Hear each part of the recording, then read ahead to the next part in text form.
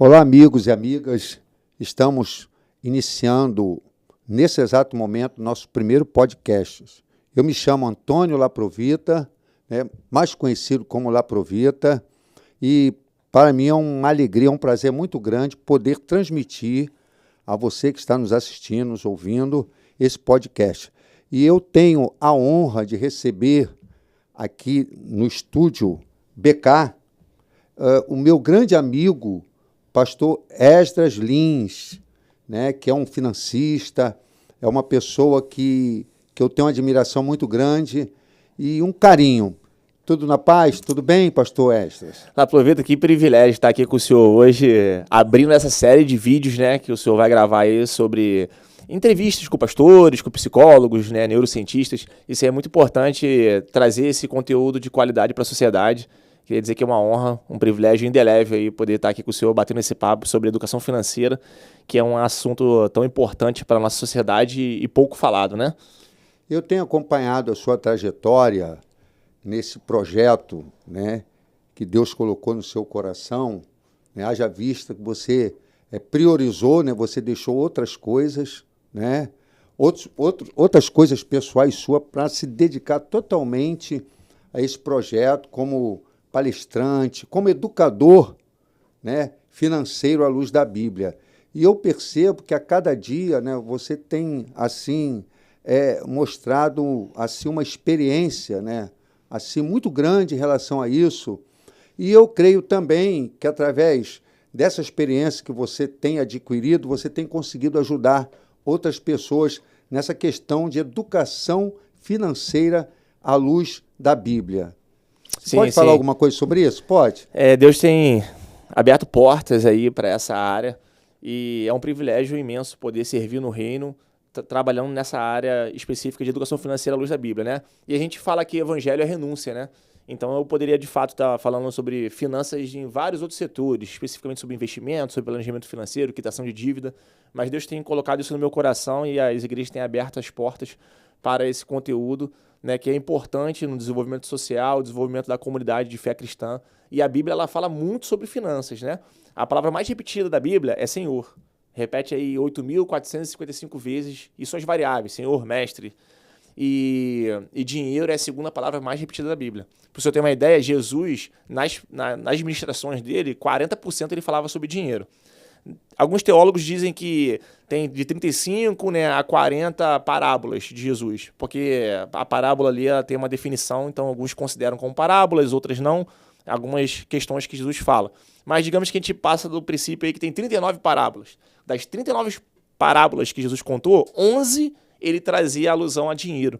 Então, assim, dinheiro na Bíblia é muito importante. Não estou dizendo que dinheiro é mais importante do que salvação, não é isso. Só que dinheiro é importante para o ser humano. É aquela carta do baralho ali que depois que você tira, desmorona toda a pirâmide. Você não consegue ter uma vida espiritual execuível, você não consegue ter uma vida com a sua esposa tranquila se você não tiver com suas finanças bem alinhadas. Então a gente trabalha justamente muito isso, sobre educação financeira à luz da Bíblia. O que a Bíblia fala sobre planejamento financeiro, sobre reserva de emergência, sobre quitação de dívida, sobre investimentos. A Bíblia tem instruções para tudo isso, entende? Você está falando isso aí, o pastor Esdras. Eu me coloco como exemplo. Eu sempre estava até comentando, ainda há pouco, com um amigo, sobre isso. Eu sempre me considerei extremamente abençoado, mas nessa questão financeira eu nunca fui organizado. Sim. Então, e eu acho que existe uma dificuldade no nosso meio, nós como evangélico, segmento evangélico, essa administração. Por quê? Porque às vezes a gente foca, inclusive acho que você citou essa questão de só orar, de só buscar, enfim. Eu sou oriundo de uma igreja que o foco era esse, era oração, era jejum, enfim, era campanha. E às vezes a gente se esquece, E uma coisa que parece difícil, mas não é difícil, Haja vista, porque o nosso Deus é um Deus extremamente organizado, é um Deus planejador. Sim. de coisas tremendas. E a gente também precisa ter consciência que a gente precisa organizar a nossa vida, A gente, na administração, a gente usa 4 princípios: planejar, organizar, né? Dirigir, controlar, né? Então, eu acho que na vida espiritual também a gente precisa fazer isso, né? Buscar essa essência de administrar a nossa vida, né, financeiramente, porque isso vai trazer bem-estar, traz bem-estar para a nossa família, né, e para as pessoas que estão ao nosso redor, inclusive para a própria obra de Deus, na própria igreja, como a nossa comunidade de fé. É isso, Exatamente. Tudo começa lá, Plovita, pela a forma com que você vê o dinheiro. Em Provérbios, capítulo 21, versículo 5, diz assim: os pensamentos do diligente tendem só para a abundância, mas de todo apressado tão somente para a pobreza. Então, pensar em prosperidade está diretamente relacionado a um homem sábio. O pensamento do diligente, ou seja, o pensamento do sábio, tende só para a abundância, mas de todo apressado, tão somente para a pobreza. Você precisa pensar em finanças, pensar naquilo que é importante financeiramente para você, para a sua família e para a comunidade de fé local. Como que uma igreja vai crescer? Como que missões vão ser concretizadas, vão ser disseminadas? Como é que a gente vai pregar o Mateus 28, 19 e 20, né? Portanto, ide, fazer discípulos de todas as nações, batizando em nome do Pai, do Filho e do Espírito Santo. Como que a gente vai se a gente não tem recurso financeiro? Então, assim, Deus não precisa do teu dinheiro. Ele vai levantar outras pessoas para que essa missão seja cumprida. Só que eu quero estar nesse meio, eu quero estar nesse movimento. Então eu quero ser usado pelo Senhor para que as minhas finanças abençoem outras pessoas. Mas para isso eu tenho que mudar a perspectiva, aquilo que eu penso. A Bíblia ela se preocupa muito com a mente. Acho que depois desse bloco aqui vai ter uma outra entrevista com um psicólogo, né? Com alguém voltado para a área da mente, ele vai falar muito mais, com mais propriedade do que eu sobre isso. Só que a Bíblia lá em Filipenses 4, versículo 8, diz o quê? Tudo que é santo, tudo que é puro, tudo que é amável, tudo que é de boa fama, se há alguma virtude, se há algum louvor, nisto pensai. A Bíblia se preocupa muito, Deus se preocupa muito da forma com que pensamos. Tem um outro versículo que eu gosto muito lá, Plovita, que está lá em Deuteronômio 6, capítulo 6, Deuteronômio capítulo 6, versículos 10 a 12, que diz assim, ó: havendo-te, pois, Deus te colocado na terra que jurou seus pais, Abraão, Isaque e Jacó, te prometera, quando comeres e te fartares, cuides para não esquecer do Senhor teu Deus que te livrou da escravidão do Egito. Então, olha só, cuide para você não se esquecer. Você tem que ter pensamentos, você tem que ter a memória, você tem que colocar lá, como diz lá em Lamentações 3:21, quero trazer à memória aquilo que me traz esperança. Você só traz aquilo que você tem. Você precisa inculcar na sua mente pensamentos bons sobre finanças, sobre tudo na vida, mas a gente está falando aqui sobre finanças. Sobre finanças, o quanto o dinheiro vai ser importante na obra, como o dinheiro é bênção. Quanto mais dinheiro eu tenho, mais pessoas eu consigo abençoar com as finanças. Entende o que eu estou querendo dizer? Então, a gente não trabalha isso no nosso meio. Nosso meio é muito deficitário do conhecimento de finanças. A gente prega sobre tudo, mas não fala sobre finanças. Coisas que é tão básico e tão importante na vida humana.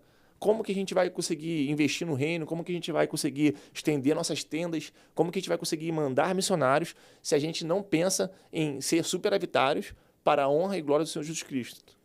Você falando isso, é interessante que tem um texto, quando Jesus foi questionado a respeito de impostos, né? Sim. E ele foi taxativo, né, dizendo que deveria se dar a César o que é de César e a Deus o que é de Deus.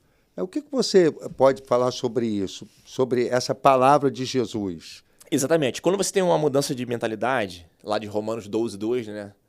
Não vos conformeis com este mundo, mas transformai-o pela renovação da vossa mente. Se você não está conformado com a forma que você está vivendo financeiramente, se você não está conformado com a forma com que o Estado administra o seu dinheiro, com o político A, com o político B, com a administração tal, você tem que renovar aquilo, você tem que mudar aquilo pela renovação da vossa mente. A partir do momento que você transforma a sua mente e entende que finanças é importante para o reino, é importante para a sua vida, você corrobora isso com o Salmos 24. Salmos 24, versículo 1 diz o quê? Os céus e a terra é do Senhor, o mundo e tudo que habita nele. A partir do momento, lá, Plovita, que eu entendo que tudo que eu tenho é do Senhor, a minha perspectiva começa a mudar. Porque você entende que você é um mordomo, você está cuidando daquilo que não é teu. E geralmente, a gente cuida melhor daquilo que não é nosso do que o nosso, correto? Neste exato momento, meu carro está na oficina, fazendo a revisão, e eu estou com um carro alugado. Com o carro alugado, eu não deixo meu filho comer dentro do carro. Por quê? Porque o carro não é meu. Se o Marconi me empresta o carro dele para eu viajar, eu vou cuidar melhor do carro dele do que eu cuido do meu. Por quê? Porque não é meu. A partir do momento que você entende que tudo que você tem não é teu, você é só um administrador daquilo que o Senhor te confiou, você começa a olhar a vida de uma forma diferente. E aí quando Jesus fala, dai a César o que é de César, os impostos que tem que ser pago pelo governo para o governo, e a Deus o que é de Deus, você entende que tudo é do Senhor. Então, se eu tenho que dar tudo para o Senhor, eu tenho que administrar com a melhor forma possível para um Deus que enviou o seu Filho para morrer na cruz para me salvar. Então, se eu ganho 10 mil, se eu ganho 15 mil, 20 mil, 5 mil, 3 mil, eu preciso administrar isso com primazia, com perfeição, porque é para o Senhor, é do Senhor. O amor da minha esposa não é meu. O amor da minha esposa é do Senhor. O Senhor me confiou o amor dela para que eu possa administrar e valorizar esse amor. Tá entendendo o que eu tô querendo dizer? Então, a partir do momento que você tem esse dinheiro na tua mão, esse recurso, eu preciso administrar ele de forma melhor possível para que eu seja aprovado pelo Senhor como mordomo fiel a Ele. Então, é isso. Dai a César, paga os impostos ao governo que tem que ser pago, agora entrega ao Senhor do que é o Senhor. Ou seja, tudo. A tua vida, teu dinheiro, tua finança, tua família, teu carro, teu estúdio, teu ministério, tudo é do Senhor. Você falando isso, aí veio aqui na minha mente, dois princípios básicos de viver isso que você citou aí. É a questão da gratidão e a fidelidade, ou então a fidelidade e a gratidão. Eu acho que quando há isso, né, no coração daquele que serve a Deus, ele não tem nenhum problema quanto a dar a Deus o que é de Deus. Não é verdade? Sim. Porque ele faz com alegria, ele tem prazer em fazer, né? Deus ama aquele que dá com alegria, né?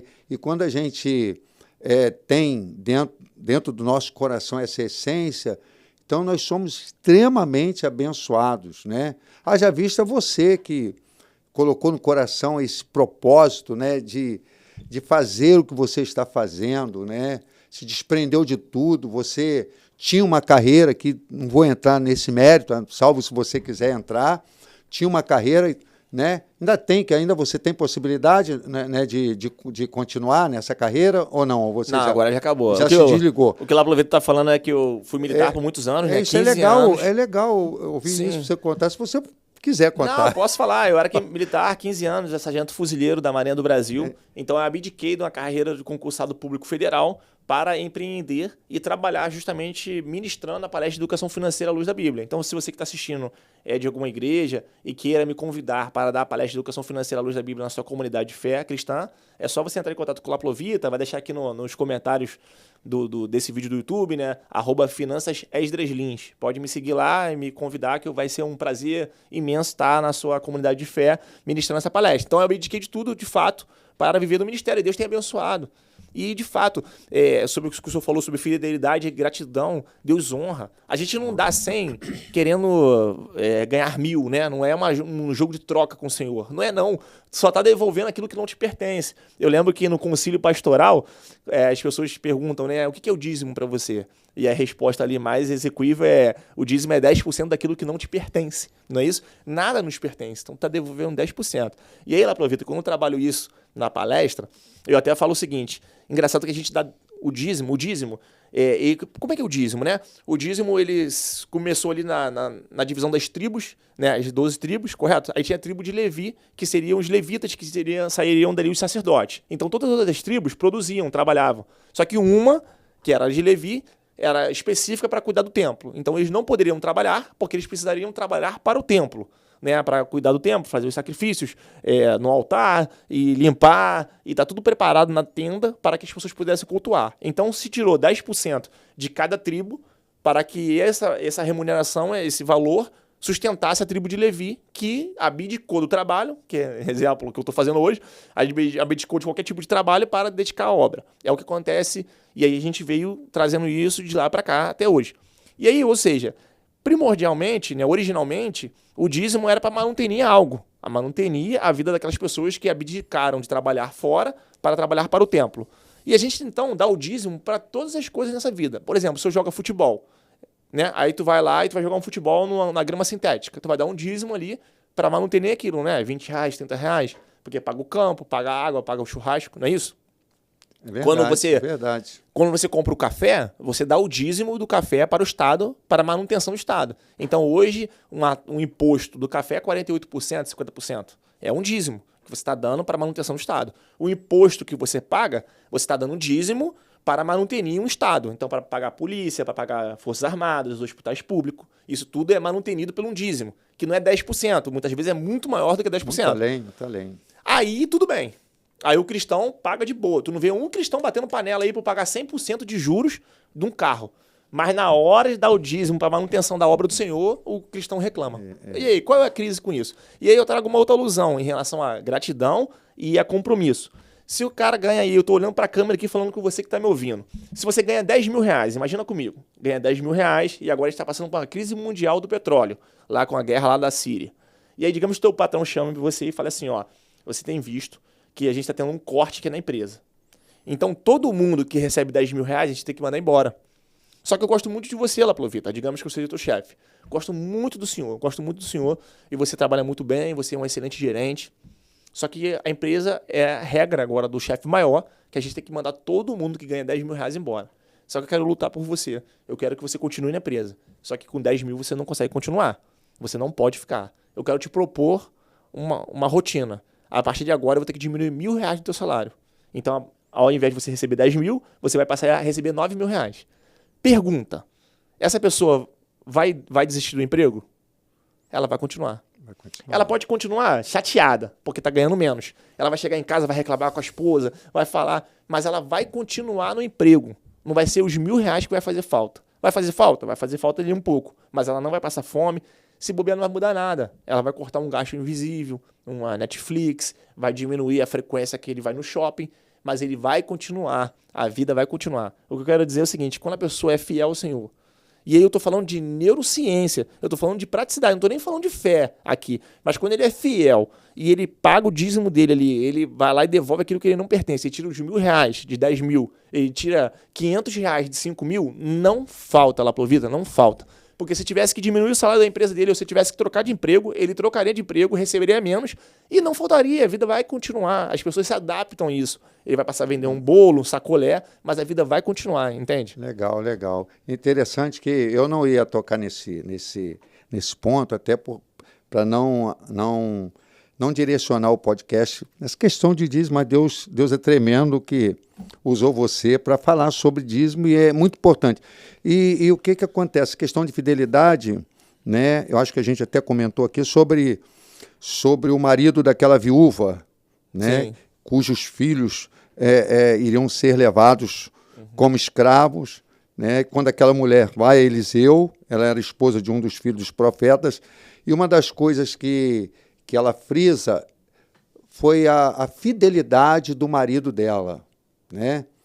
Fidelidade do marido dela. Algumas correntes teológicas, enfim, que deduz que aquele homem deixou dívida e etc, mas o texto não diz que ele deixou a família endividada. De repente, poderia ter sido até um descontrole da parte dela, né? O texto não diz, né, que ele deixou dívida, né? Enfim, mas ela faz questão de falar para o profeta Eliseu sobre a fidelidade dele, e o profeta Eliseu pergunta a ela, o que te eu de fazer, ou o que você quer que eu faça, né?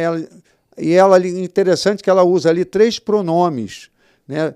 2 possessivos, o meu e o meu marido e o teu servo, e usa o terceiro, que é um pessoal, e tu sabes que ele era fiel, né? E ela vai a Eliseu ali e joga, né, toda a responsabilidade sobre ele dele resolver o problema dela, porque era um direito dela, havia direitos estabelecidos por Deus, né, que aí isso é uma outra história, em relação às viúvas, ao estrangeiro, ao órfão, mas ele, de imediato, né, ele não faz o que aquela mulher achava que ele teria que fazer, e era um direito dela, né? Aí quando Eliseu diz para ela, o que te eu de fazer? Declare-me o que tens em casa. Ela então diz assim, tua serva, ela muda o discurso dela, né? Tua serva não tem nada em casa senão uma botija de azeite. Sabe o que eu entendo com isso, Wesley? Hoje as pessoas estão muito preocupadas, né, com fator financeiro, né? É importante, né? O dinheiro é importante para se cuidar da família, sanar os compromissos, mas ele não pode ser o fim, ele precisa ser apenas o meio, né? Porque quando a pessoa coloca o dinheiro como prioridade, Exatamente. né? Então ela pode ter problemas, né? Ela pode, como o texto diz, né, que o dinheiro é a raiz de todos os males. Quando a pessoa coloca o dinheiro acima de tudo, não é isso? Quando ela prioriza, né, o dinheiro acima de princípios, né? Como você acabou de dizer, de ser bênção na vida das pessoas, de abençoar as pessoas, de ter um coração liberal, de ser um abençoador. Então, aí o dinheiro passa a ser, em vez de ser bênção, passa a ser maldição. Interessante que eu entendo que aquele marido ali, ele deixa uma história, né? Ele deixa um legado, haja vista, Deus, mesmo depois dele morto, Deus abençoar a sua casa, Deus abençoar a sua família. Então, existe uma diferença entre a pessoa, não, eu tenho que deixar alguma coisa, eu tenho que ter bens, eu tenho que possuir, eu tenho que ter, e a pessoa se preocupar mais, não, eu preciso ter para deixar para a família. É importante, nós como pais, né, eu sou bisavô, eu penso até nas minhas bisnetas, mas é importante a gente equilibrar esse conceito, haver um equilíbrio. Excelente pergunta do senhor. A Bíblia fala que o amor ao dinheiro é a raiz de todo mal. Então, assim, às vezes a pessoa não ama o dinheiro, acha que a pobreza é sinônimo de santidade. Não é. Tudo bem? Então, assim, eu sou pobre, sou santo. Vou fazer um voto franciscano aqui, e aí eu vou viver uma vida miserável, uma vida pobre, limitada, e isso aí eu vou ser abençoado por isso. Não. Da mesma forma também que a riqueza não é sinônimo de aprovação do Senhor. Eu só sou rico porque Deus autorizou isso, aprovou isso. Não é isso. Então, a gente tem que utilizar o dinheiro como uma ferramenta. Foi exatamente o que o senhor falou. Então, o dinheiro ele não tem um fim em si mesmo. Ele é só uma ferramenta. Não é pelo dinheiro. Agora grave essa frase que eu vou falar aqui. Não é sobre o dinheiro. É pelo que o dinheiro pode me dar. Entende o que eu estou querendo dizer? Então, o dinheiro compra o teu tempo, por exemplo. Tem um livro chamado Psicologia Financeira, que diz assim, o melhor dividendo que o dinheiro pode te dar é o controle sobre o seu tempo. Então, quando eu controlo o meu tempo, eu posso me dedicar mais à obra do Senhor. Hoje eu ganho 4 vezes mais do que eu ganhava nas Forças Armadas, e vou no café dos pastores toda segunda-feira de manhã, faço visitação, vou a enterro, vou a evangelismos, viajo com viagem missionária, porque eu tenho dinheiro, que o dinheiro compra o meu tempo para fazer isso. Deu para entender o que eu tô querendo dizer? Dia 30 de maio agora eu tô dando uma palestra lá na Bahia, na Igreja Batista lá na Bahia. Sabe quanto que eles pagaram para mim, para ir para lá? 0. Por quê? Porque eu tenho dinheiro suficiente para poder ir, bancar a minha passagem, o meu custo do hotel. Eu não cobro nada para ir nas igrejas. Por quê? Porque o dinheiro compra o meu tempo, minha liberdade para poder ministrar a palavra do Senhor. Então a gente tem que entender que dinheiro não é um fim em si mesmo. Não é pelo dinheiro lá na conta, é pelo que ele pode me dar. Esse é um ponto. O segundo ponto é que o senhor fala sobre a questão do legado. Então a gente tem que equilibrar justamente isso. O ter o dinheiro não possuir o teu coração, não tornar o dinheiro uma idolatria. A confiança tem que estar voltada para Deus sempre, não é pelo dinheiro que você tem na conta, porque isso é uma concessão que Deus te deu para estar lá. E o segundo é sobre o legado. E em Provérbio diz assim, o homem sábio deixa herança para os filhos dos seus filhos, ou seja, para os seus netos, bisnetos. Então, assim, é responsabilidade nossa pensar no legado que a gente vai deixar. E aí, quando a gente olha para Davi, por exemplo, e vê ali em relação a Salomão e todos os filhos dele lá, a guerra familiar que ele teve, foi um excelente rei, foi um excelente administrador, mas deixou um legado muito ruim. E tem outros, Ezequias, tem vários outros que não prepararam o legado. Então é responsabilidade minha hoje como pai deixar um legado para que depois que eu morra, o meu filho passe isso para o meu neto. Seja ético, legado psicológico, legado familiar, legado como homem e legado financeiro. Então, se meu bisavô, meu avô tivesse se preocupado com isso, eu talvez não precisaria passar por tantas lutas que eu passei durante a vida até chegar nesse ponto. Dependendo do que eu querendo dizer. Então, assim, se meu bisavô tivesse sido preocupado em comprar terra, investir o dinheiro, comprar fazendas, hoje eu poderia estar muito melhor, porque ele teria pensado em mim. Então é responsabilidade nossa pensar nisso. E aí vem de conta com o contexto que o senhor falou, sobre ser um cara fiel, ser um cara voltado para a obra do Senhor, ocupar ali a posição de sacerdote do lar, de provedor. Então isso é responsabilidade do homem pensar nisso. Entendeu? E a mulher também, na hora de escolher um homem que vai pensar nisso, entende? Uma mulher sábia. Haja vista Deus ter mudado ali o quadro de situação, né, daquela família, né, daquele homem, né, o marido daquela viúva, né, e inclusive multiplicando lá o azeite, né, daquela botija, e até voltando à questão da a César, o que é de César, quando depois que a casa dela é abençoada, enfim, ela demonstra ali uma gratidão, vai ao profeta, né? Vai ao profeta e diz tudo que aconteceu. Olha, os vasos estão todos cheios. Aí o profeta Eliseu diz para ela, né? Voltando até a questão da... por isso que eu dei essa introdução da César, o que é de César. Da minha concepção, eu trouxe lá o que Jesus disse para esse texto. Aí ela então diz o que Deus fez, os vasos estavam cheios, aí Eliseu diz para ela, vai, paga a tua dívida e vivei do resto. Ou seja, dai a César o que é de César e quem tem ouvidos ouça, né, o que o Espírito está dizendo. Né? E você já disse tudo, a questão de dizimar, de ofertar, né, de ser um abençoador, porque isso é maravilhoso, né? Isso traz recompensas, né? Acredito que o marido daquela mulher era um homem liberal, era um homem fiel, era um homem abençoador, e por isso a casa dele, mesmo ele não estando mais ali, né, foi honrada. Foi honrada, foi abençoada. Né? Você falou do avô, do legado que a gente precisa deixar, né? Que é uma história de vida, uma história de fidelidade, uma história de compromisso com Deus. Então, é legal, poxa... e agora uma coisa interessante, o Extra, esse momento que a gente está vivendo, né, dentro dos contextos sociais, dentro do contexto político, enfim, a gente aqui não vai direcionar para isso. O que você entende, né, o que você acha em relação desse fator econômico da nossa nação, né? Se há, assim, possibilidade, se há condição do Brasil ele crescer, né, em termos de investimento. Você é um expert nisso, né? De investimento. Quando eu digo Brasil, eu digo as pessoas. Uhum. Se há vertentes, se há possibilidade das pessoas crescerem, né? Na atual conjuntura das coisas que a gente observa, principalmente os fatores, né, políticos, né, tanta coisa que é desconectadas, né? Uhum. Tem a possibilidade disso acontecer? Então, a palavra de Deus é muito perfeita, né? Ela tem instruções para tudo ali.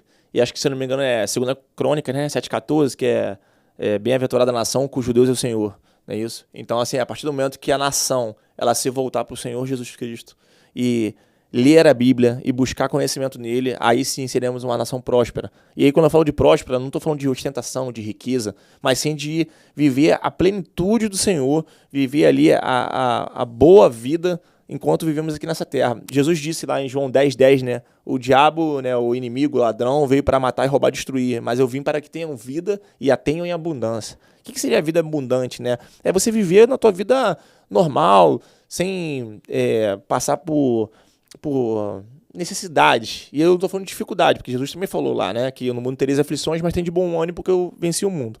Para o Brasil, hoje, virar a forma que ele vive hoje, para ele virar, né, 180 graus e poder ser um país próspero, onde as pessoas saiam da miséria, a gente tem que disseminar o conhecimento de educação financeira. E aí, pregar isso nas escolas, falar isso na escola. E eu não estou falando só de educação financeira à luz da Bíblia, mas instruções financeiras. Por exemplo, o senhor se formou no ensino médio, ensino fundamental ali. Eu lembro que no ensino médio eu aprendi, eu não lembro muito bem o termo de física ali, mas acho que é a distância reflexiva. A minha distância para o espelho, aí o espelho faz uma imagem do espelho, né? Não faz a tua imagem ali. Aí eu aprendi a calcular a distância de mim para a imagem que está sendo refletida no espelho. Eu nunca usei isso na vida. Você já usou regra de Bhaskara na vida? Nunca usou isso na vida. Então a gente aprende muitas coisas na escola que não são praticadas hoje em dia. Mas não se prega na escola o que exatamente é útil para todos. Independente do que você vai fazer. Física, química, biologia, ser médico, ser empresário, ser mecânico, ser Uber.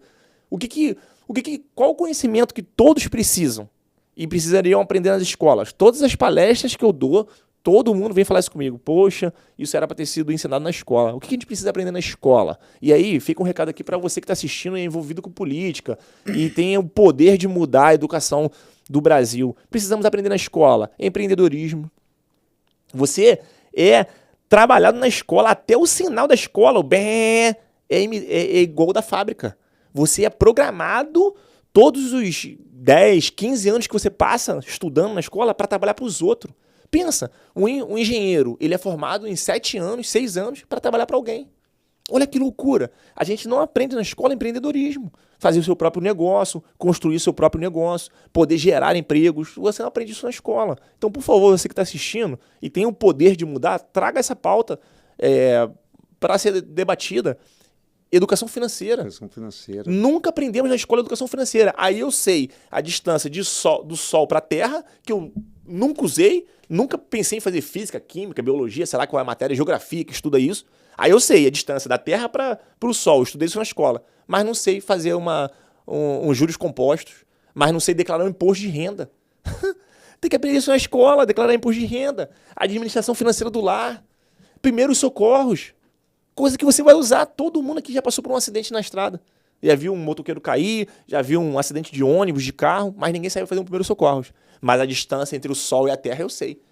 Entende? O Brasil só vai mudar financeiramente a partir do momento, Laplovita, que a gente começar a trabalhar isso nas nossas crianças lá.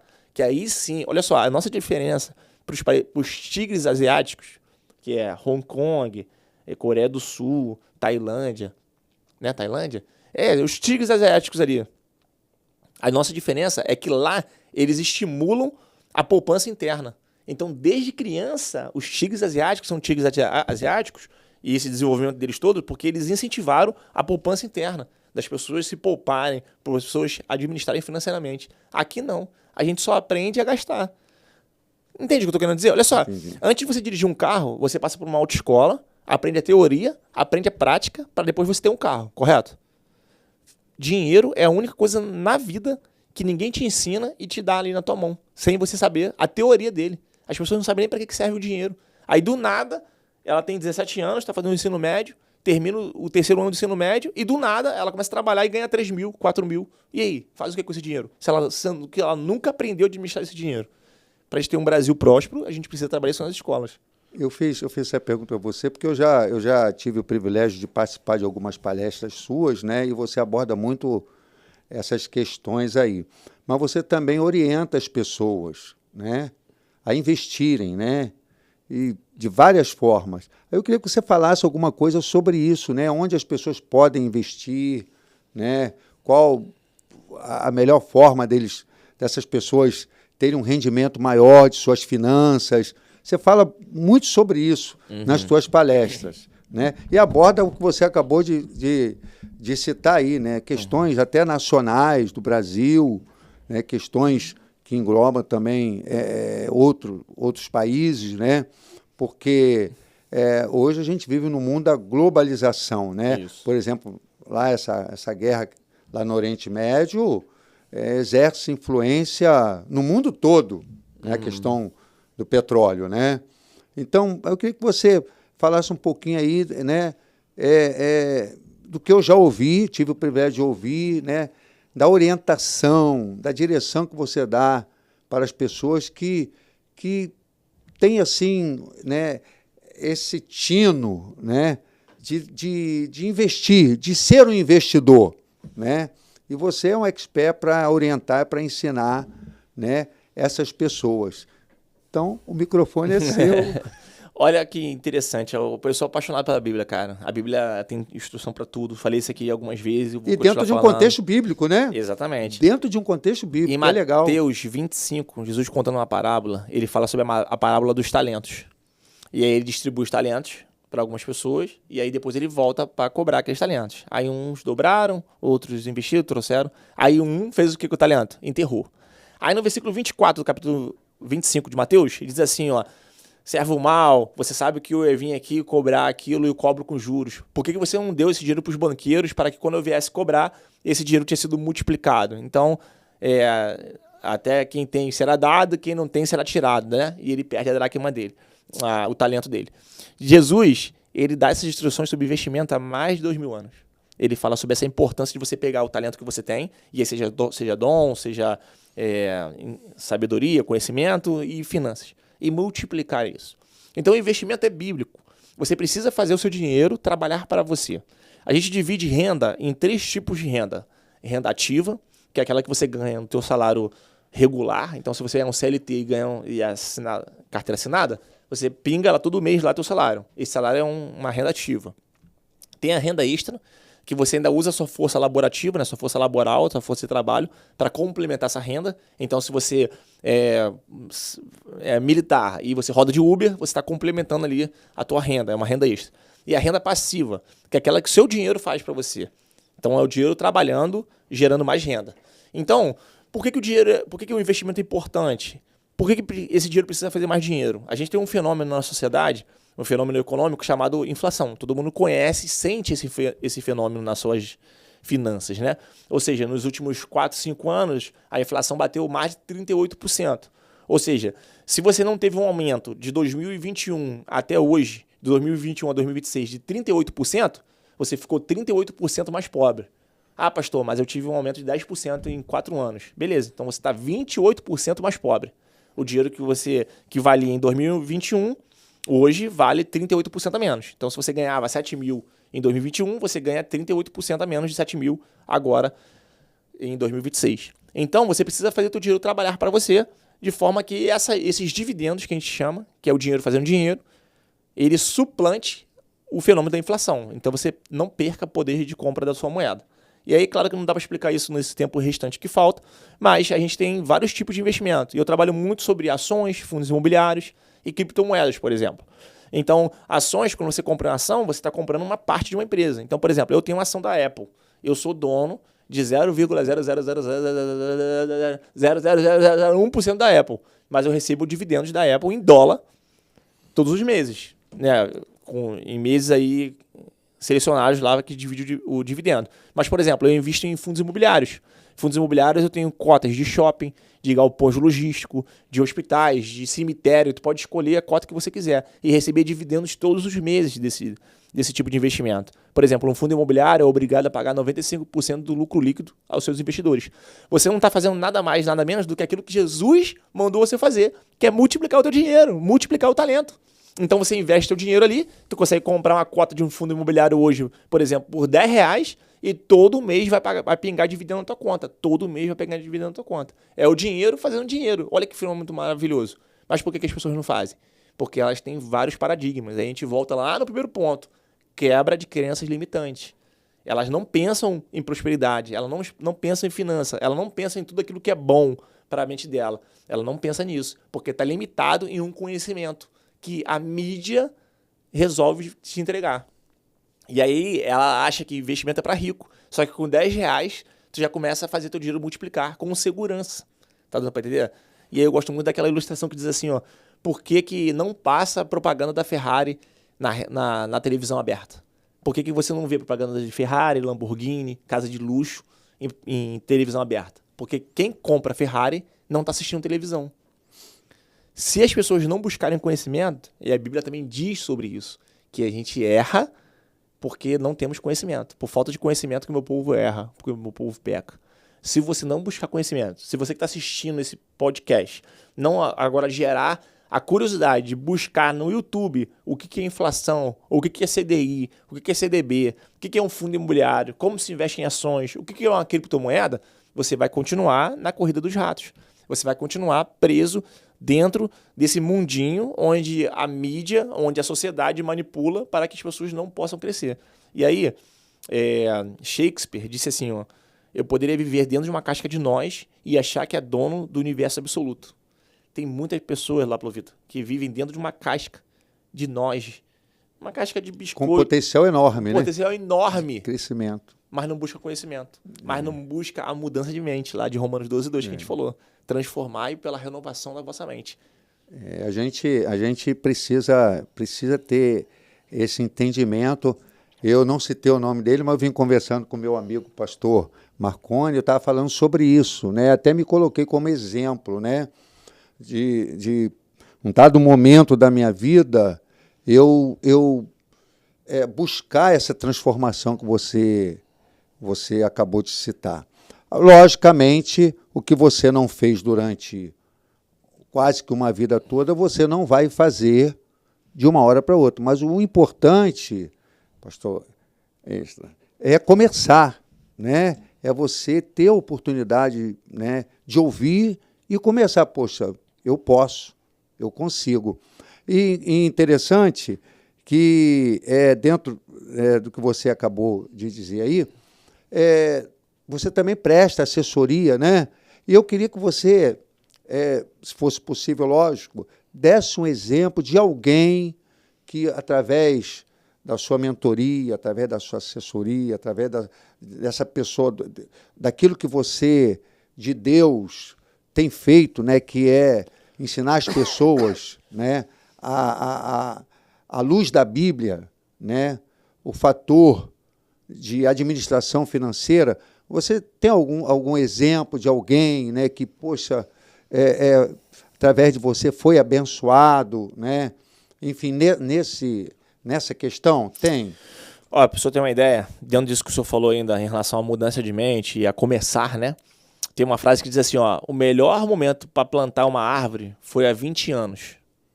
O segundo melhor momento é hoje. E aí a gente parte do princípio do senhor. O senhor tem 69, vou fazer. 69 anos, né? Talvez pessoas como o senhor estão assistindo esse vídeo agora e falando assim, muito legal o que o pastor está falando lá de finanças, realmente eu preciso mudar minha mente, realmente eu posso alcançar lugares maiores, realmente finanças é muito importante para a obra, é muito importante para a sociedade, mas eu tenho 69 anos. Estou no final de vida, não estou dizendo que o senhor pense isso, mas pode ser que tem pessoas que pensam isso. Estou no final da vida, agora estou aposentado, não tenho muito o que fazer. E aí, de novo, sobre a mudança da mente e a perspectiva. Tem um irmão lá na minha igreja que ele tem 94 anos. 94 anos inteiro. Inteiro. Lá pro Vitor, inteiro. O cara rege culto, ele é diácono, ele aperta a mão, ele fala. Ele sequer usa óculos. Ele usa óculos, às vezes, só para ler de perto ali. 94 anos. Eu fiz uma pesquisa e quando ele nasceu, a perspectiva de vida dele era 54. Então ele está quase o dobro da vida dele. Por quê? Porque a farmacêutica ela evolui de tecnologia a cada dia, exorbitantemente. Então tem outro irmão lá na igreja que ele faz ozonioterapia. O cara, hoje a gente tem um nível de consciência maior sobre a importância de cuidar do corpo. Tem uma pesquisa que diz que o homem que vai viver 115 anos já nasceu. E já tem homens de 115 anos. Mas eu tô falando 115 anos assim, igual a gente aqui, trocando ideia no podcast. Porque a nossa consciência alimentar é diferente. Por exemplo, eu hoje com 34 anos não tomo açúcar no café, não como biscoito, não bebo refrigerante. Então é bem factível que a minha geração, ela viva aí 115 anos tranquilamente. Então olha só como é que é importante começar hoje, você que está assistindo. Tem quantos anos? 60, 65, 70? Se o senhor morrer na idade que o Adinaldo tem hoje, que é o nosso irmão lá da igreja, e ele nem morreu, está vivo, o senhor tem mais 20 anos para viver. E aí, vai viver mais 20 anos nessa agonia? Eu não estou dizendo que o senhor vive na agonia, mas vai viver mais 20 anos reclamando do governo A, do governo B, mais 20 anos reclamando da inflação, mais 20 anos reclamando... E aí, não vai mudar? O tempo de mudar é agora. Dá tempo de mudar a sua consciência, dá tempo de aumentar a renda. O senhor está aqui, gravando um podcast. Quem diria, 15 anos atrás, que um homem de 70 anos estaria gravando um podcast, estaria aí com essa força que o senhor tem? Deu para entender?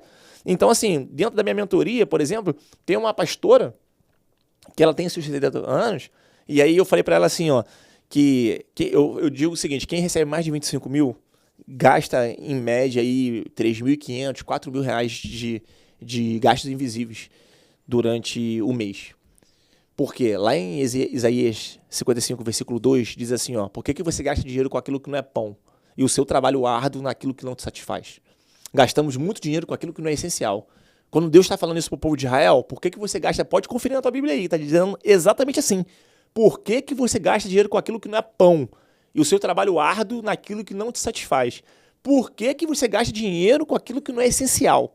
Perdemos muito dinheiro lá por Vitor, porque gastamos dinheiro com aquilo que não é essencial. Não anotamos nossos gastos. Eu tenho certeza que você que está me ouvindo, não sei nem quanto você recebe.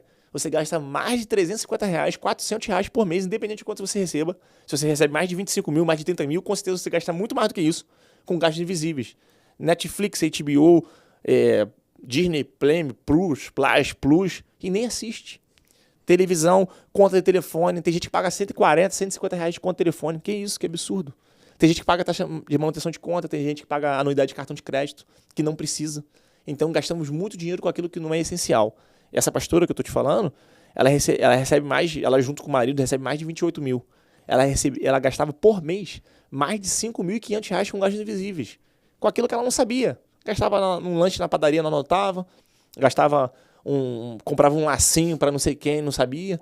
Então, a partir do momento que você faz metas financeiras, você consegue mitigar esses gastos invisíveis. Então, eu tenho vários depoimentos, que aí não dá para passar aqui, mas vários depoimentos de alunos que, na primeira consultoria, tiveram de volta ali o seu dinheiro, né, com planejamento financeiro, mais de 800, 1.000, 2.000. Tem alunos meus que, em um mês, começaram a economizar R$4.000, sem mudar a rotina. Só o fato de organizar.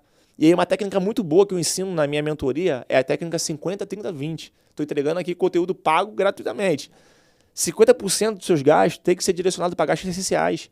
30% para estilo de vida e 20% para investimento. Meu irmão, você que está assistindo, faça isso. Divida os seus gastos por categoria.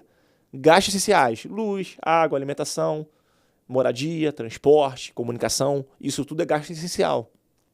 30% para estilo de vida. Escola particular, plano de saúde, terapia, futebol, lazer. Isso é estilo de vida. E 20% para investimento. Organiza as suas despesas dentro de uma planilha. E se você quiser, eu tenho aqui ferramentas, né, automatizadas para isso. Isso é planejamento financeiro, né? Isso é planejamento financeiro, é Bíblia. Lucas 14, Jesus falando: como que vocês vão construir uma torre sem antes sentar para planejar? Meu Deus, a Bíblia é maravilhosa. Aleluia por isso.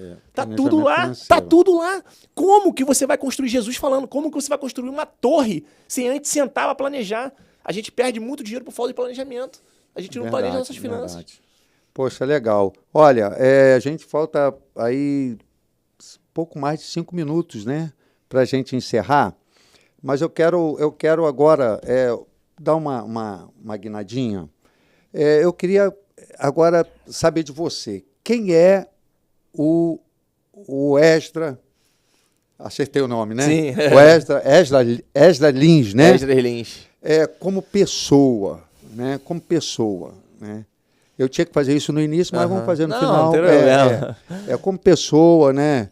Você, poxa, é pai, né? Tem 2 filhos. Isso. 2 filhos, um menino e uma menina, né? Tem uma esposa que, poxa, é uma pena, porque se ela tivesse, eu ia perguntar a ela quem era você. E depois eu ia perguntar a você quem era ela, mas ela não deu para pegar. Aí fala um pouquinho aí de você como pessoa, depois como ser humano, tá? Fala um pouquinho. Antes de tudo, antes do Esdras, da esposa e dos filhos, eu sou um cristão. Sim. Lá em Salmos 139, versículo 13. Versículo 13, versículo 16 e versículo 17. O salmista fala que Deus nos conhece de uma forma assombrosa. Antes que meu osso fosse coberto pelas peles, Deus já me conhecia. Legal. Na fundação do mundo, Deus já me escolheu. Lá em Efésios diz isso também. Lá no capítulo 1, versículo 3, 4, que Deus já nos escolheu, já nos predestinou antes do conhecimento do mundo. Então, antes de tudo, eu sou filho de Deus, servo do Senhor. Servo do Senhor. E aí, depois disso, minha mãe me deu o nome de Esdras. E aí eu sou casado com Vanessa, uma mulher maravilhosa, minha ajudadora, tá comigo. Então, devo tudo a ela aí, pelo que o Senhor tem usado ela na minha vida. Meus filhos, Arthur e Agatha, também que me ajudam muito no ministério. Sou pastor auxiliar, estou pastor auxiliar na Igreja Batista Nova Bereia. Um abraço pro pastor Isaías. Pastor Isaías, meu grande amigo. Meu exemplo, meu norte. Meu grande amigo. Eu vou, falei com ele, vou trazê-lo aqui. O pastor Isaías, ele tem um coração muito bom, traga ele aqui. Ele é maravilhoso. Inclusive, ele viria hoje, né? Mas felizmente não pôde por causa de um compromisso, né? Como ser humano, como pessoa, eu te conheço, né? Poxa, a gente convive todas as segundas-feiras juntos, e como ser humano também um pouco, né? Assim, esse lado empático seu, né? Esse amor que você tem pela obra, né? Pelas pessoas, esse carinho, você é um ser humano espetacular, não é porque está na sua presença, mas eu queria que você falasse um pouquinho aí, esse lado, né, humano seu, como ser humano. Eu procuro, de fato, exercer ali, né, e mentalizar ali os frutos do Espírito, né, em Gálatas 5:22, né, que, de fato, eu quero que minha vida seja um reflexo da imagem do Senhor, né, então, que eu possa ser um espelho refletindo ali a imagem do Senhor, que as pessoas possam ver em mim o agir de Deus. Então, tudo que tiver de bom em mim, que o Senhor falou aí, é de Deus. O que é ruim, sou eu mesmo. Entendeu? Eu procuro fazer o bem ali para que o nome do Senhor seja exaltado. Gosto muito quando Paulo, escrevendo aos Efésios ali, no primeiro capítulo, do versículo 3 ali ao versículo 13, 14, ele fala sobre a Trindade, né? Não que não tem essa palavra na Bíblia, mas ele fala sobre Deus, fala sobre o Filho, fala sobre o Espírito Santo. Aí tudo no final de cada bloquinho desse, ele fala para a honra e glória do Senhor Jesus Cristo.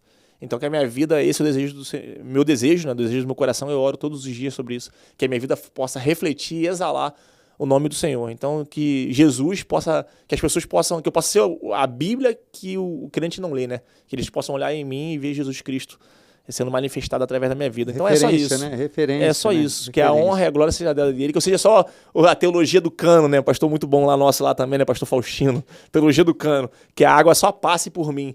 Que eu seja só um cano. Ninguém sabe qual é o cano que está aqui, se é a Manco, se é Tigre ou qualquer outra marca. Eu não quero a glória, que a glória seja dele. João 3,30. Que ele cresça e eu diminua. Que o nome do Senhor seja exaltado através da nossa vida. Legal. E também você tem um trabalho nas plataformas, né? Aí eu gostaria que você convidasse, falasse. Isso. A gente ainda tem 1 minuto e 18 segundos.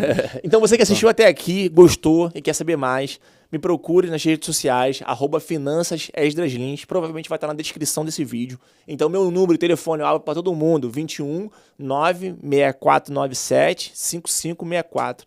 Então eu tenho esse privilégio de ministrar a palestra de educação financeira à luz da Bíblia. Mais uma vez, você que talvez seja dono de empresa, ou pastor, ou queira me levar aí para dar a palestra, é gratuito. É um prazer, é uma honra para mim, então, dar essa palestra de educação financeira à luz da Bíblia. E também eu tenho um curso chamado Impulso Essencial, onde você aprende planejamento financeiro, estratégia de quitação de dívida, investimentos no Brasil e no exterior, aumento de renda e vantagens financeiras do cartão de crédito. Então vai aprender aí a usar milhas, cashback, tá bom? Que Deus te abençoe. Pastor, muito obrigado por esse privilégio. Eu que agradeço. Foi maravilhoso. Ainda tem alguns segundozinhos e eu gostaria que você orasse, fizesse uma oração de gratidão a Deus por esse momento tão especial que nós passamos juntos aqui. Muito obrigado mesmo. Tá? Amém. Senhor nosso Deus querido Pai, graças a Deus por mais um dia que o Senhor nos concede. Obrigado, Senhor, por ouvir, falar e respirar. Deus, obrigado, Senhor, por esse estudo, Senhor, que abre essas portas, que o Senhor possa estar abençoando aqui, Senhor, prosperando, Senhor, para a honra e glória do Teu nome, Senhor, toda essa administração. Abençoe, Senhor, lá Plovita, sua vida, seu ministério, meu Pai, que ele seja muito usado por Ti. Abençoe, Senhor, o ouvinte que participou desse podcast, ouvindo, Senhor, que ele possa estar aprendendo, Senhor, e praticando, Senhor. Que não sejamos apenas ouvintes, Senhor, mas sim praticantes da Tua palavra. Perdoa nossos pecados, nossas falhas. Era só que eu te peço, deixa eu te agradeço em nome de Jesus. Amém. Muito obrigado, Bruno. Obrigado aí o filhão do Bruno, que está aqui nos dando esse apoio técnico. Deus abençoe você que esteve conosco durante todo esse podcast. Um abraço e até o próximo. Tchau, tchau. Tchau.